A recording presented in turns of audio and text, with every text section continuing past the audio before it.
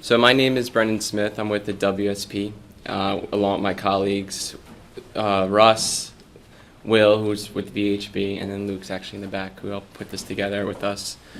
So a reason why we wanted to really present this is that throughout the country, we have a lot of, we used to be at the top with airports throughout the country. We just had the most modernized airports. And but a lot of these airports were built 40, 50, 60 years ago. And demand has increased. That probably everybody flew here today or flew to through here to New Orleans today. And over the, just to put into perspective how the demand is increasing with airports is you have more than 2.7 million travelers travel every single day, which is 44,000 flights a day. And then over the past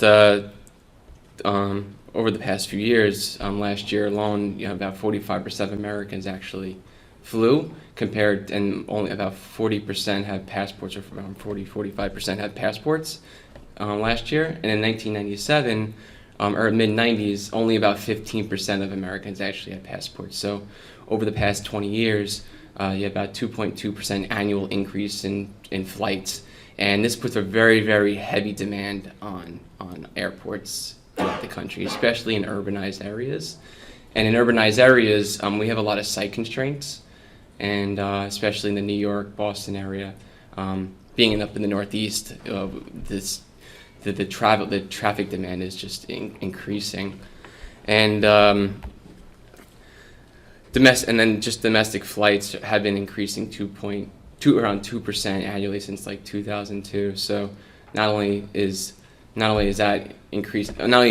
increasing, you're also getting a very heavy demand of traffic to these airports. And as we go through this and present this, we're kind of looking at this at a different perspective from I guess a lot of the presentations have been here. The reason why you see two different actually companies involved with presenting this is because it requires a lot of collaboration and partnership, and that's what what we're looking into. So from our end, I'm more involved with like the design build end. So I actually don't use this model at all. I just look at the outputs. I'm on the civil end. So I work very closely with both of them and see what the outputs are, and then try to take their outputs and try to find increased capacity of how do we handle this at different intersections and roadways, and how to get everybody around these type of urbanized airports. Because we run into a lot of different site constraints. Working with a design builder, we're looking to build. We want to build as much as we can, as much as possible. And I'm trying to take all the roadways away, while they're trying to bring all the roadways and increase that lane capacity. Because we want to get in and out as quickly as possible, but we also want to make sure that these airports are operational at the same time. And over the past couple of years, a lot of these projects, we started in some of these projects seven years ago, and something that's actually been unprecedented over the last couple of years, which I think everybody knows about, are the TNCs. So this has actually made things very, very challenging at these airports, and Will and Russ will dive into that. But the biggest thing is trying to find housing for these. Where do we pick up? Where do we keep them? Where do we have them park? And how do we get people in and out of these airports? And you really have to have very close coordination, and like I said before, partnership. And that's why we have two different companies here. So we'll be talking about how does the design builder put this together and put something on paper, while we'll also look at it from the owner's perspective as well, and how they review and look at this from an owner's perspective. But there really needs to be a very close partnership between all parties with this. Otherwise, it won't be a very successful project. And when you have sort of bumping heads, it won't work. You got to really work closely together. They have to understand what you need to build, and then we also need to understand what we're trying to, from the design build perspective, we need to understand how we're trying to get people in and out of these facilities. And you really gotta be innovative. I know we touched upon just in the last presentation, I asked a question about roadways crossing and driving on opposite sides of roads which is not really a typical condition, but sometimes you have to look at things like that in order to remove a lot of that additional capacity at other types of intersections, so you need to divert things away from that. So I just wanted to give a brief introduction and talk about airports and how increase is demanding. But I want to pass it off to Russ, who's going to dive into the details of how we actually looked into the construction staging and modeling each type of stage, because it gets very, very, very convoluted. So I'll pass this on to Russ. So thank you very much. Okay. So I will be discussing some of the modeling aspects of the maintenance of traffic for landside roadways. So as a microsimulation software, Vissim is definitely well suited for roadway layouts of airport study areas. As anyone knows who's even in an airport, even when it's not under construction, like it's still like a confusing driving experience, and if there's going to be construction there, you want to make sure that it's as easy as possible to get around during the construction period. So airports include a lot of short, low-speed weaving sections, closely spaced merges and diverges, and unconventional intersection layouts. And anytime you have any kind of airport project, you're going to run into these situations. You can use many different, we use an older version of Vissim for some of our projects, but they all provide the necessary outputs that you're looking for, and the goal is to always, with an airport during construction, is to maintain level of service and then the full operations at your existing airport facility. So just to go into the workflow that is involved with the airport modeling process, the first step is to develop your base year flow maps. So you start with a traffic data collection program, get all the information that you need, ATRs, TMCs, vehicle class counts, occupancy counts. You got to get all the roadways across the entire airport property, including even some like minor driveways and everything. Also really important is parking lots, your inputs and the outputs.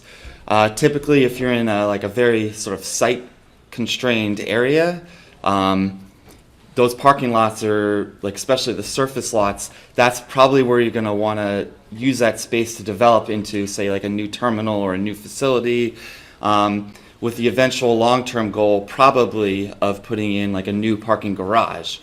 And so the parking lots will be changing a lot, will likely be changing a lot during the course of your construction project, so you really want to be sure that you have those volumes locked down. Do you have any extra capacity, and where things are going to go? And then lastly, with your base year condition, you need to establish your peak hours. Typically with airports, your peak hours are going to be a little on the earlier side. In the AM, it tends to be more like 6:30, 7 a.m., and then in the afternoon, it'll often be mid-afternoon, 3:30, 4 o'clock. So it's important that you have that. Generally, for our projects, we do an AM and a PM peak. So once you've developed your base year flow maps, you then have to get to your construction stage. So the construction, there's a lot of coordination to determine how the detours are going to work, what reroutes you're going to use, which parking facilities you're going to redirect your traffic to, especially because you may have situations where parking is severely reduced during construction, so it's important to make sure you make that decision between all the stakeholders. Where are people going to park? Do you need to establish maybe a shuttle system or something like that? So once you've had all those detours and reroutes established, then you get your construction stage flow maps. We then use Synchro just a little bit to optimize the signal timings, coordination, offsets between the different intersections. Sometimes you'll have some closely spaced intersections, and you want to make sure that the coordination works, and then you also use Synchro to verify the level of service. And then lastly, you enter everything into your Vissim model. Usually you try to do a site-wide model if you can. Sometimes maybe you're limited to a mini model if it's just like a small change at like one specific area. But if you can do the site-wide model, it definitely is very helpful. And then the Vissim, it's like the ultimate arbiter. That's going to verify the suitability of the proposed construction stage. So every construction stage is modeled in Vissim. Really, I mean, especially when you're at a constrained location, you want to be sure that every stage works. And then once you have the results from that stage in Vissim, those simulation results can help suggest variations for the approach to each stage. So there's like a whole bunch of different types of alterations or variations you can propose. First set is a different set of policy changes. So that might include going back and changing some of your reroutes, or you detouring certain vehicle populations to other routes. Buses, taxis, the TNCs like your Ubers and Lyfts, you may move the pickup and drop-off locations for these populations, and that can have a major impact on your traffic flow.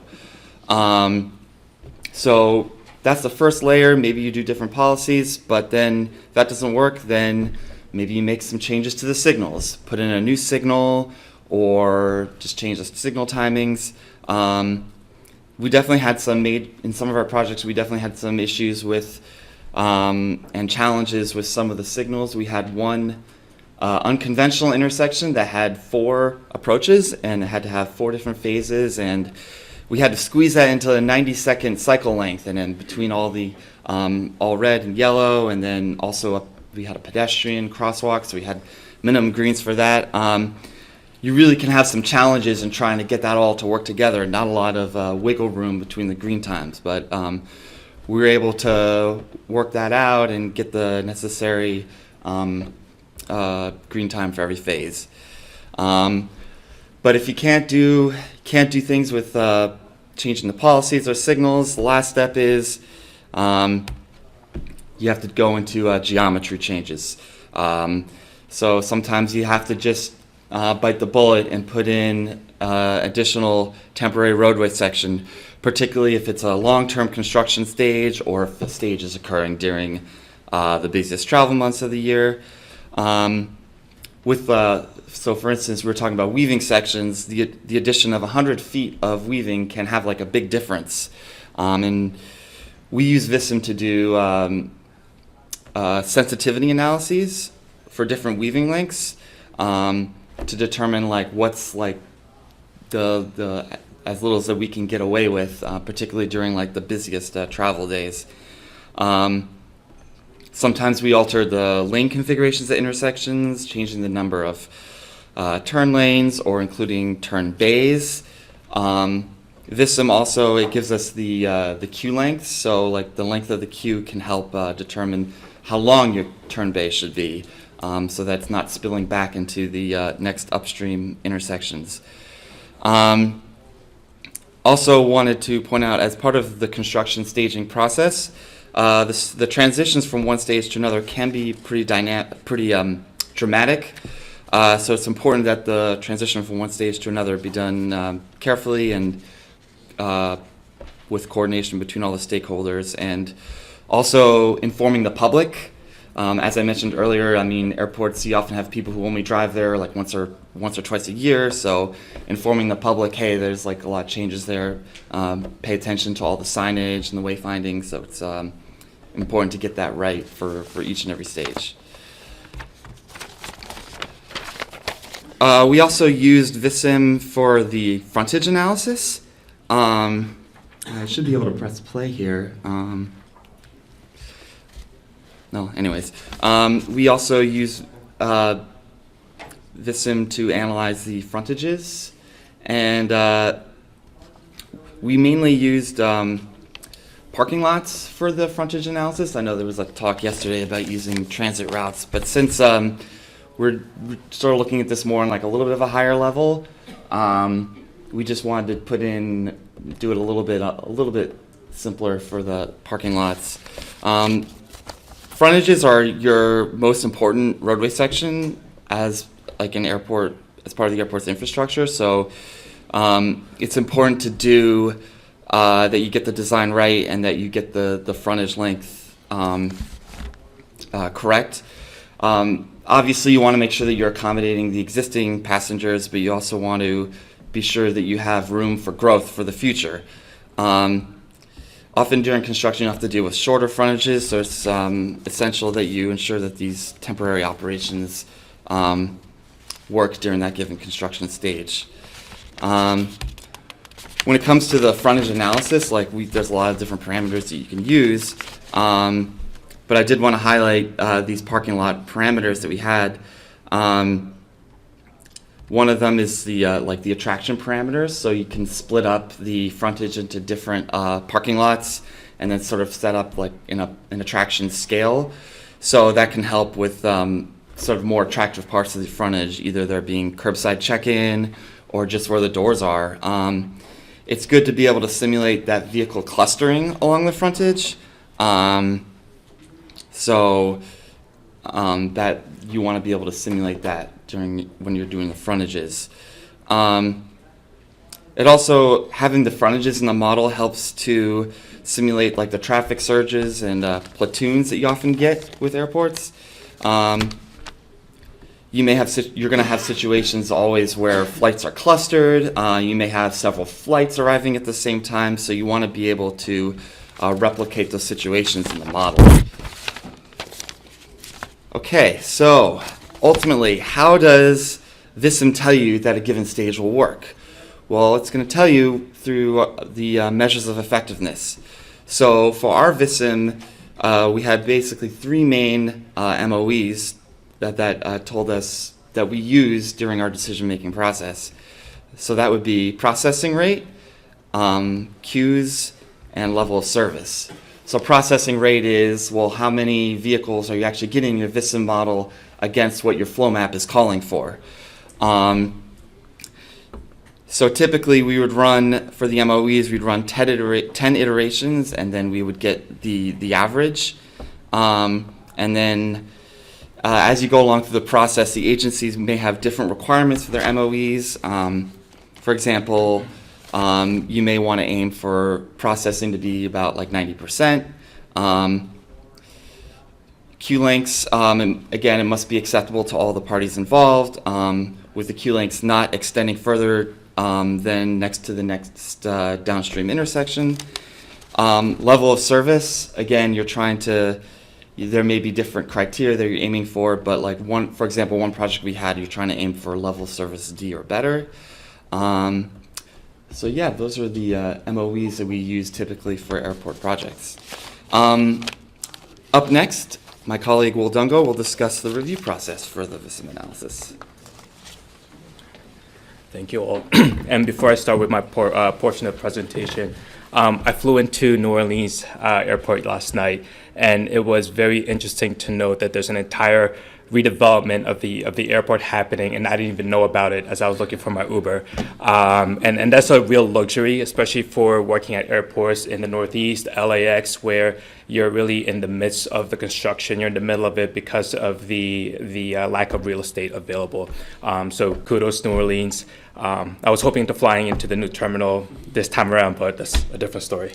All right, so I'm going to discuss the importance of the airport agency review. So as Russ mentioned, after we have all the models received, the next step is to perform an agency review of it to make sure that the model is, the integrity of the VISM model is upheld. So there are four typical landside components of an airport roadway network. One of them is the terminal frontages, for which we check the dwell times of the vehicles, which is how long vehicles stop to pick up or drop off passengers. We also make sure that the vehicle allocation along the frontage is coded correctly, and that any concentration of traffic along terminal doors are also coded into the model. Next up is roadway and weaving segments. So if you're redeveloping several roadways, new ramps or whatnot, we want to make sure that you're coding reduced speed areas appropriately for especially segments that have tight curves. For weaving segments, we want to make sure that the maneuvers are coded correctly in terms of O's and D's, origins and destinations, and that's something we get from the data. And of course, it has to mesh with what the design plan is proposing. If your airport roadway network has signalized intersections, you've got to make sure that your signal timings and your phasing timings are coded correctly into the model. Important thing too is that pedestrians are included in that. Some of our airports that we work on are not just in pre-timed mode, they are in actuated and coordinated. So there's a lot of complexity in terms of the signal timing for those intersections. And especially for some of these locations where you may have a cluster of intersections next to each other, we have to make sure that they are communicating appropriately and they're able to flow traffic effectively. And lastly, parking facilities. So if you're modeling a parking facility, there's a potential for you to also model the toll plaza entry and exit points. And for that, you need to look into the transaction times per vehicle per lane. And also you want to look into the conflict points within the parking lot themselves to make sure that you're flowing traffic in and out of those spaces. So now that we have checked the parameters and the inputs of the model, the next is to review the results. First and foremost, it is highly recommended to do an independent study or a peer review of those models. That could be anything from developing a mini model just to do a high-level check, or to do your own macro study using spreadsheet models, or even as simple as taking that model and running 8 or 10 separate simulation runs just to see if you're getting similar outputs from what was submitted in your model. The next is that the outputs have to meet agency requirements. Various airport agencies have different criteria when it comes to level of service in terms of passenger and vehicle delay, in terms of queuing. So the modeler needs to be aware of those requirements and that the model needs to reflect those requirements. An important note is that your outputs have to reflect the real world, and that kind of goes in with a lot of our modeling of calibration and in-field calibration. Especially in an airport environment, there's a lot of external factors that needs to be considered, especially if it's undergoing construction. Pavement, roadway conditions, driver behavior, driver confusion, different decision points in a short segment of roadway. Ask yourself if you're proposing a 500-foot segment with 4 different decision points after, do I need to introduce a parameter in VISM in order to slow down my processing rate to reflect real-world conditions? And lastly, you want to adjust the model, right? So any modifications that is needed in order to meet the agency requirements, as well as to meet to reflect the real-world conditions, you have to adjust the model in order to have it as calibrated as possible. So these 2 photos are kind of samples of what we see on airport roadways, especially during construction. The one on the left shows numerous cattle chutes where you really just have one lane, barriers on both sides, and fencing, which really kind of impedes the driver perception of how fast you can go through that network.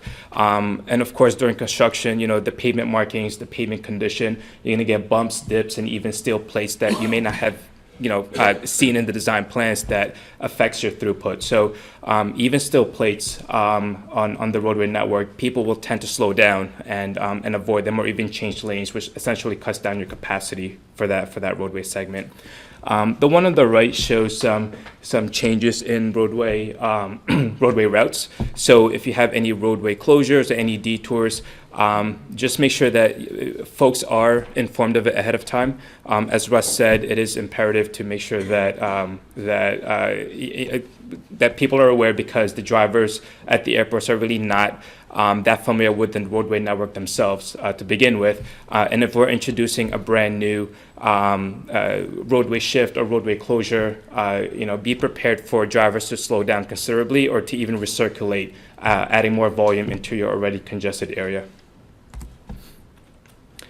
And as mentioned previously, roadway networks are very dependent on the flight activity. So if we have numerous delays, especially, let's say in the Northeast, we get a lot of thunderstorms in the afternoon, and that pushes your flights all the way up to the nighttime peak. And you have to just make sure that your model, you perform a sensitivity analysis to account for a buffer in the capacity to accommodate any of those traffic surges. And I think there was a gentleman here from Miami, and this is a screenshot of Google Street in Miami. And what I saw at that instance is a long line of taxi queuing that's actually impeding into the access roadway. One thing to know is that if you're doing your model, make sure that it is typical of roadway conditions, and that if it's there, make sure that you may have to incorporate it into your model. So now that you've finalized the analysis model, what's next? What are the next steps? You want to definitely coordinate with your construction and your design teams. Just remember that your analysis model is the one that's guiding the design plans. Next is coordinate with the facility, the airlines, the other stakeholders to make sure that everyone is informed. They can tell their employees, they can inform their public of any upcoming changes in operations. And they can also assess how they need to change their operations in their own entities. Next is inform the public as advanced as you can. That could be either social media, local news, radio, or even email blast, or as simple as roadway messages ahead of the airport boundary or even within the airport themselves. And last, you implement the design. You are going to reach some challenges. You're going to go through some hard times on this. The most important thing when you implement a design is to learn from it and apply any lessons learned into the next stage of your construction. So overall, airports are unique in their own self. They have their own challenges, and the key to the success of your VISA model is to make sure that you know the capabilities of your VISA model, make sure that it reflects the real world, and also to collaborate and communicate with various stakeholders just so that you can elevate your work and make sure that you're ready for the airport redevelopment projects of the future. And that's it. Thank you.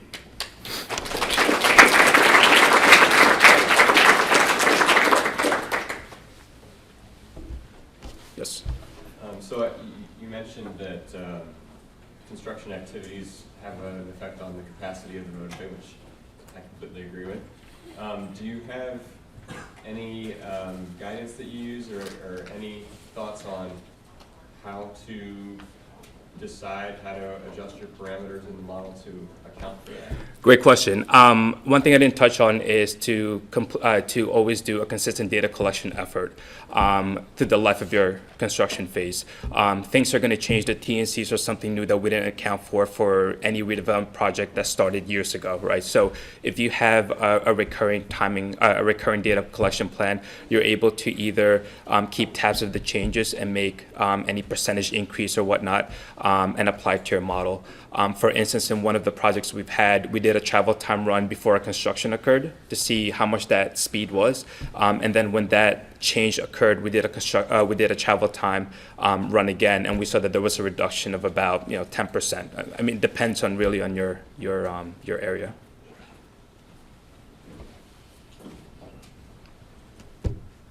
Any other questions? Cool. Thank you.